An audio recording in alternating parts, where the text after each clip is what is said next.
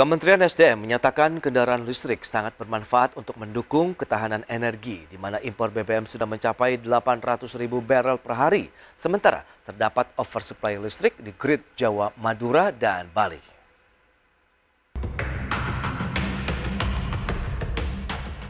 Kepala Balai Besar Survei dan Pengujian Ketenagalistrikan Energi Baru Terbarukan dan Konservasi Energi Kementerian SDM, Senda Harmuzan Kanam, menjelaskan penggunaan kendaraan listrik bermanfaat untuk mendukung ketahanan energi, di mana impor BBM sudah mencapai 800.000 barel per hari, sementara terdapat oversupply listrik di grid Jamali.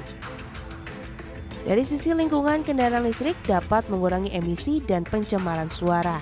Kendaraan listrik juga dapat menggerakkan kegiatan UMKM dengan munculnya bengkel-bengkel kendaraan listrik, juga industri komponen lokal seperti baterai dan controller.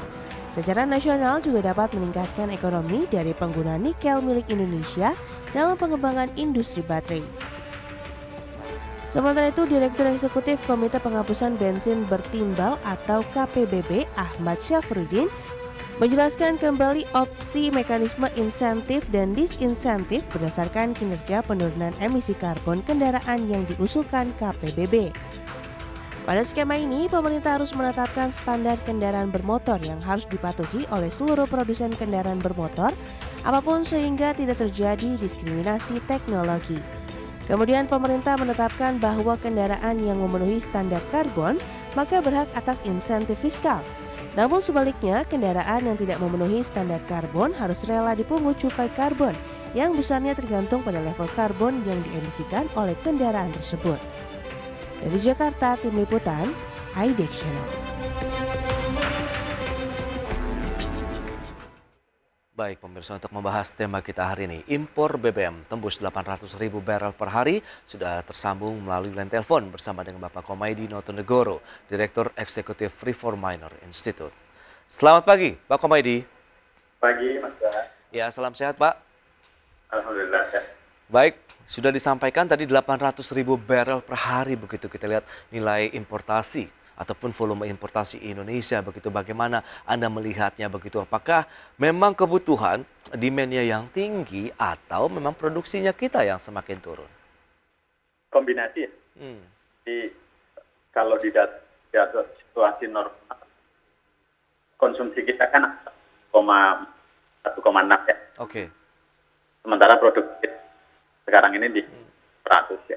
Jadi pasti saya kalau harus impor begitu dalam dari endemi. Saya kira kemudian konsumsinya masuk ke 1,3, 1,4 gitu. Jadi kalau 600 pasti 100 harus impor, kira-kira seperti itu, Mas.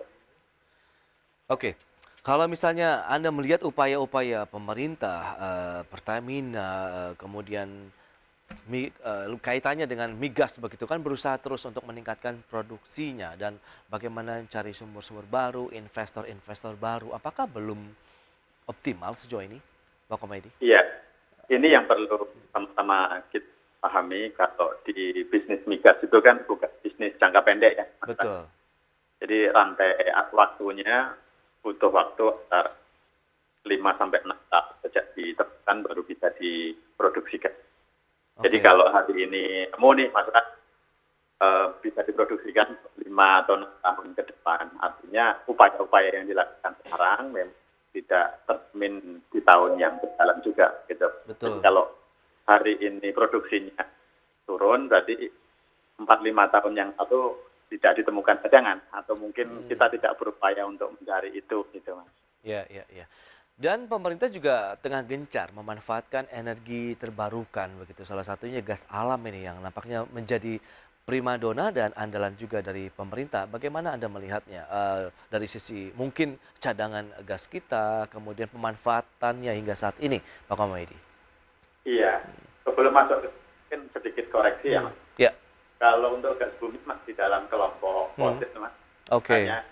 Hanya gas bumi memang tingkat emisinya paling rendah dibanding batu bara dan tingkat ketersediaan dibandingkan BBM memang panjang dengan tingkat konsumsi yang sekarang dan kita punya paling tidak masih antara 20 sampai 30 tahun ke depan.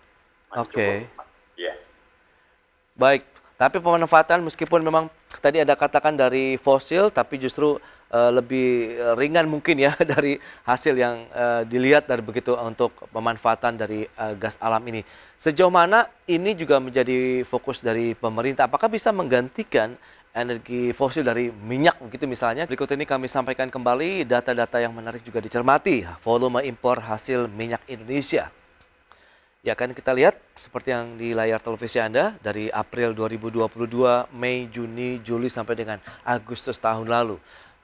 Kita lihat volume impornya mencapai 2,3 juta ton di Agustus 2022. Ya, kita lihat rentangnya memang mulai naik di bulan Mei ya sampai dengan Agustus begitu untuk volume importasi minyak Indonesia. Kemudian nilai impor berapa kita lihat dari minyak Indonesia ini, nilai importasinya sekitar 8,37 miliar dolar Januari Agustus 2021 kalau kita bandingkan dengan Januari Agustus 2022 yang mencapai 16,53 miliar dolar Amerika, berarti ada kenaikan hampir 100% ini pemirsa dari nilai impor kita, dari tepatnya adalah 97,47%. Lantas bagaimana rata-rata ICP dari minyak mentah Indonesia? Februari 2023 itu 79,48 dolar Amerika per barrel. Sementara di Maret sudah mencapai 74,59 dolar Amerika per barrel. Berarti ada penurunan sekitar 4,89 dolar Amerika per barrel untuk ICP minyak mentah Indonesia. Baik, kita akan lanjutkan kembali perbincangan bersama dengan Bapak Komaydi Notonegoro, Direktur Eksekutif Reforminer Institute.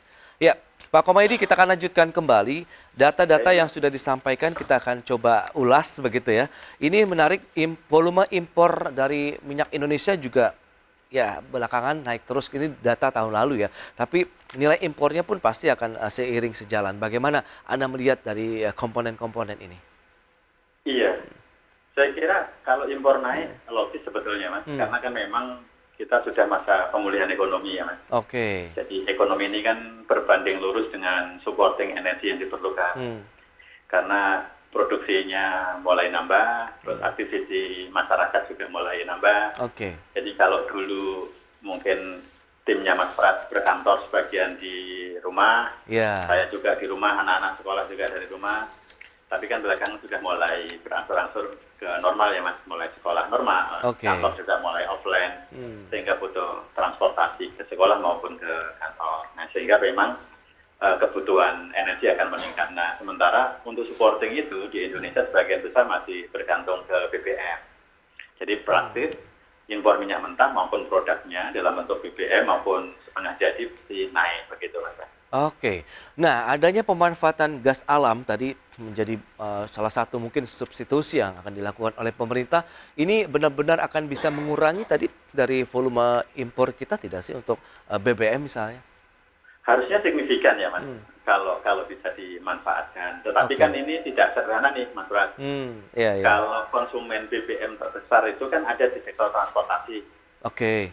Nah sementara untuk transportasi yang pakai BBG atau gas alam kan masih terbatas nih Mas. Di kita baru ada Transjakarta sama bajai yang warna biru itu Mas Ras. Oh iya, oke. Jadi mobil-mobil sebagian besar yang ada di jalan tol, yang ada di rumah-rumah masyarakat, sekarang ini cuma dua, satu mobil listrik, yang kedua BBM, mungkin masih 98% BBM.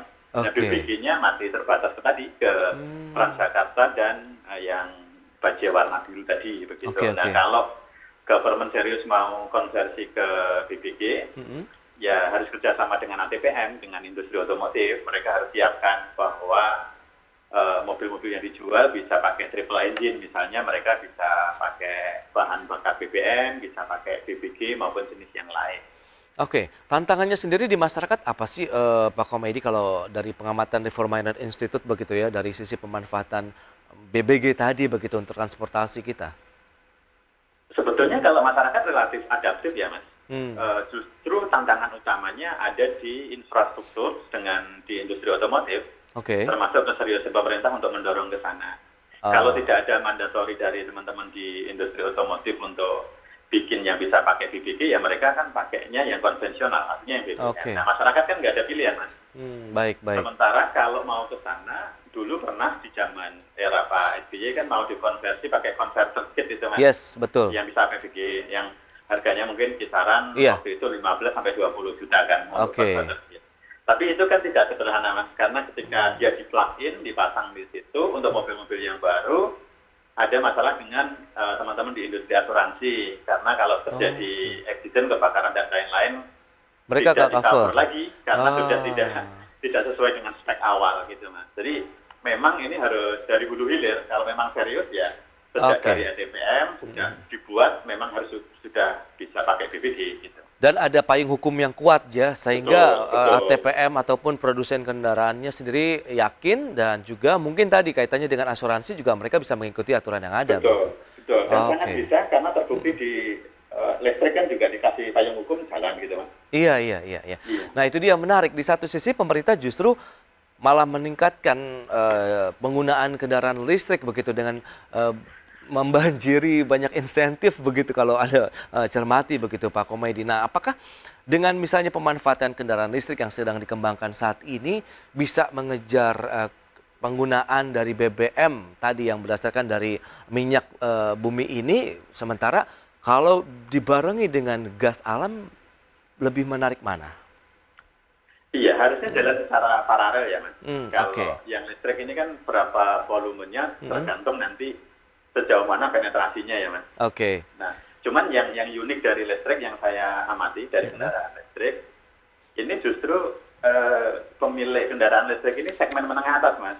Yes. Dan biasanya bukan kendaraan pertama, mungkin udah kendaraan ketiga, keempat, kelima begitu ya. Jadi saudara-saudara kita yang sudah beli mobil listrik, Ya. ya pasti mereka juga punya mobil BBM begitu. Jadi Oke. lebih ke lifestyle kan begitu, lebih ke situ begitu. Nah, Iya, sementara iya, yang konsumen terbesar kan justru ada di grassroots nih, Mas. Jadi Hmm. kalau Jabodetabek ya, saudara-saudara kita yang ada di sekitaran Jabodetabek yang kerja ke Jakarta, Iya. itu kan motornya ya masih BBM semua. Mereka masih worry kalau mau pakai motor listrik. Nanti kalau baterainya habis di jalan, Oh. nah itu SPKLU-nya yang posisinya juga terbatas. belum begitu. Oke. Iya, betul. Nah, kalau pakai BBG mungkin relatif dekat dengan BBM, artinya mereka tidak ada kekhawatiran karena mungkin di sepanjang jalan nanti bisa dibuat SPBG-nya dan Oke. pengisiannya lebih cepat dibandingkan charging listrik gitu. Nah, sehingga ini sebetulnya bukan untuk menekan perkembangan mobil listrik, tetapi perlu dipikirkan secara paralel gitu. Kalau Iya, menurut iya. pandangan saya, Mas Lang.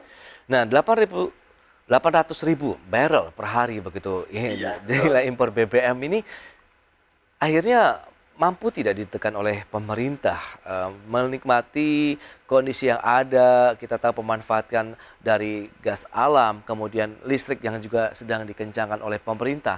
Sementara kebutuhannya juga kan yang Anda katakan tadi BBM ini justru yang paling besar begitu penggunanya. Betul. Nah, Betul. ini bagaimana kita bisa menekan impor tapi kebutuhannya juga ya itu tidak ada pilihan yang mungkin menjadi suatu mandatory, misalnya harus kendaraan listrik kah atau BBG.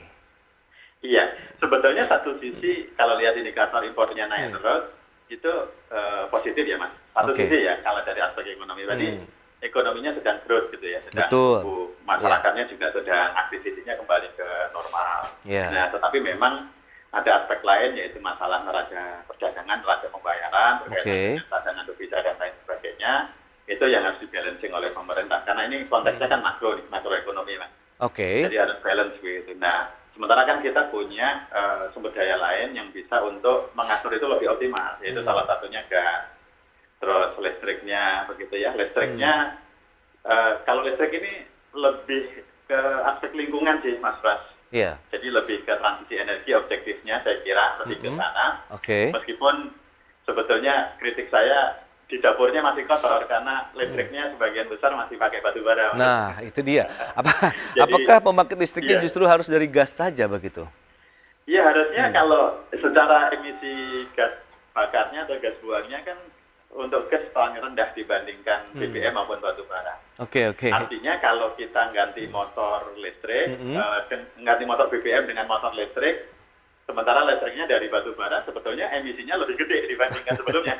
Iya, iya. Karena pemanfaatan listriknya juga akan lebih banyak begitu ya, Pak Komit? Iya, karena kan batu bara yang dibakar nanti lebih gede, Mas, Iya, iya, dibandingkan iya. sebelumnya. Sementara emisinya batu bara dibanding BBM itu Nah, gedean itu. batu bara gitu, Mas. Oke, nah ini apa ya kira-kira solusi ataupun mungkin rekomendasi yang bisa Anda berikan sehingga bisa sejalan begitu. Memang tadi niat pemerintah untuk bisa mengurangi importasi BBM, sementara di satu sisi pengembangan dari energi terbarukan kendaraan listrik dan juga tadi pemanfaatan gas alam sendiri, ini bisa menjadi substitusi secara perlahan-lahan begitu. Iya, saya kira sebetulnya sudah entry point-nya sudah oke ya, Mas. Jadi memang bertahap. Jadi Oke. di hilirnya mungkin masyarakat sudah dibiasakan pakai motor atau mobil listrik. Nah, setelah terbiasa, di hulunya nih, di dapurnya harus dibetulin. Kalau Oke. sekarang masih tergantung dari batu bara, Ya. ya porsinya perlu dikurangi. Misalnya nambah EBT-nya diperbanyak, panas bumi ditingkatkan, gas ditingkatkan, maupun jenis energi lain yang emisinya lebih kecil dibanding batu bara, saya kira yang perlu ditambah. Jadi memang bertahap sih, Mas, nggak bisa sekaligus karena mungkin nanti biayanya akan lebih besar.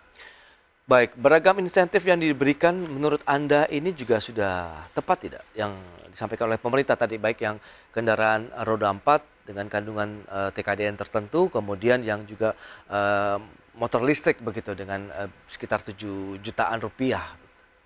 Iya, kalau saya menilainya relatif nih, dari sudut pandang mana kita melihatnya, Mas. Oke. Kalau dari sudut pandang transisi energi relatif oke begitu ya, bisa Oke. dipahami. Tapi dari aspek fiskal dan keadilan ada kritik nih kalau saya melihat policy yang sekarang gitu. Oh, kenapa tuh, Pak? Justru yang disubsidi ini kelompok menengah atas nih, karena yang beli kendaraan listrik kan tadi, Mas, ceritanya menengah atas. Iya, iya, iya. Nah, akan lebih baik sebetulnya kalau kemudian sebagian juga di-shifting untuk ke transportasi publik yang berbasis listrik, Mas. Oke. Misalkan KRL ditambah, terus kemudian Transjakartanya disubstitusi ke listrik. Mungkin nanti ada kendaraan-kendaraan Kopajanya juga yang berbasis listrik. Karena kalau di sekitaran Tangsel, yang di BSD ini kan juga sudah ada beberapa bus yang basisnya listrik dan bisa jalan gitu. Artinya kalau itu yang diperbanyak, sebetulnya yang bisa mengakses subsidinya akan lebih variatif, termasuk teman-teman di masyarakat yang berhak. Oke. Kalau kita bicara yang berhak atau tidak, kan ini masalah skala prioritas. Nah, skala prioritas kan harusnya adalah yang berpendapatan yang lebih rendah begitu. Nah, sementara kalau yang beli mobil listrik yang harganya 800 sampai 1 miliar kan ya tentu bukan pendapatan menengah bawah, Mas. Nah itu dia. Nampaknya juga ya memang butuh waktu penyesuaian dan lain-lain begitu ya, Pak Kumaydi. Betul. Tapi on the track menurut Anda? Saya kira oke. Maksudnya entry point-nya sudah bagus. Jadi Oke. membiasakan dulu masyarakat ke kendaraan listrik, kemudian nanti secara bertahap dibenahi. Dan saya kira insentif ini kan tidak jangka panjang, artinya memang untuk entry point nanti kalau sudah nanti akan bisa ditata lagi gitu, Mas. Baik, nah kembali lagi kepada importasi BBM-nya bagaimana? Apakah ini karena harga minyak mentah dunianya yang sedang turunkah begitu yang akhirnya bisa meringankan sedikit keuangan negara atau Anda melihat karena demand-nya yang juga memang membutuhkan begitu? Karena kan tidak hanya untuk kendaraan operasional, transportasi, tapi juga industri petrokimia juga kan sama begitu. Iya, betul Mas. Yang kita bicarakan tadi di kisaran 1,4 sampai 1,6 itu baru untuk energi ya, Mas. Oke. Jadi kalau untuk bahan baku, misalkan petrokim, pupuk dan lain-lain, kalau kita harus impor ya otomatis bisa naik lebih besar lagi. Bisa 2 sampai 3 kali lipat dibandingkan kondisi sebelumnya begitu, Mas. Karena kebutuhan petrokimia itu besar gitu. Oke. Dan nah ini yang harus diantisipasi oleh pemerintah. Harus dioptimalkan yang kita punya, kemudian nanti sisanya baru kita lakukan dari impor. Kalau kita sepenuhnya bergantung ke impor, ya ada beberapa catatan nanti. Nilai tambahnya akan berkurang, kebutuhan devisanya akan lebih besar, nilai tukar rupiah akan berpotensi tertekan sepanjang waktu gitu. Oke, untuk harga minyak mentah dunianya sendiri bagaimana tanggapan Anda? Kalau sekarang kan trennya sedang turun ya, Mas. Iya. Artinya kemarin sempat di kisaran 100 begitu ya, 100 ke atas, satu level tertingginya stabilnya di kisaran 90-100. Oke. Tapi sekarang kan sudah di 70-80. Nah ini yang sebetulnya relatif juga menolong kita secara tidak langsung begitu, meskipun kita juga masih tertekan dari aspek lain, yaitu dari nilai tukar rupiah kita yang masih bertahan di nilai yang berdepresiasi lah. Ini. Baik, menarik juga ya kalau misalnya melihat bagaimana kita mencoba menahan importasi, meningkatkan produktivitas dari migas kita, tantangan ke depan yang Anda cermati untuk bisa semuanya berjalanan bareng-bareng begitu paralel ini, Pak Komedi. Perlu lagi tidak sih payung hukum, aturan yang dikeluarkan oleh pemerintah sehingga ini bisa harmonis begitu? Iya, kalau payung hukum sebetulnya sudah relatif lengkap ya, Mas. PR-nya saya kira mungkin menyelesaikan undang-undang migas dan undang-undang energi baru terbarukan terkait dengan sektor ini, begitu. Tetapi yang jauh lebih penting kalau menurut pandangan saya adalah koordinasi lintas sektor ya, Mas. Karena ini kan tidak bisa diselesaikan di satu sektor. Jadi ini tidak bisa diselesaikan hanya di Kementerian SDM, tetapi melibatkan teman-teman di Kementerian Keuangan, teman-teman di perindustrian, karena nanti berkaitan dengan masalah industri otomotif dan penunjangnya, juga termasuk teman-teman di Kementerian Perdagangan, di Bank Indonesia, jadi semua multisektor nih. Jadi nggak bisa diserahkan ke hanya lembaga, tetapi bisa intervensi dari Menko, saya kira Mas Ras. Bila mana perlu ya intervensi dari Presiden untuk segala sesuatunya lebih berjalan secara optimal begitu. Koordinasinya sejauh ini dari Reforminer Institute bagaimana begitu? Kalau saya satu kata sederhana itu biaya duduk bersama di kita masih sangat mahal, Mas Ras. Wow, Ego sektoralnya masih cukup besar. Jadi teman-teman di Kementerian Keuangan masih pegang di performance indikatornya, di SDM juga demikian. Sementara kan seringkali bertolak belakang KPI-nya. Iya. Kalau ingin naikkan produksi migas kan pasti harus kasih insentif. Betul. KPI-nya SDM kan ya nggak usah, silakan kasih insentif begitu kan, teman-teman di Kementerian SDM. Tapi teman-teman di Kementerian Keuangan nggak demikian.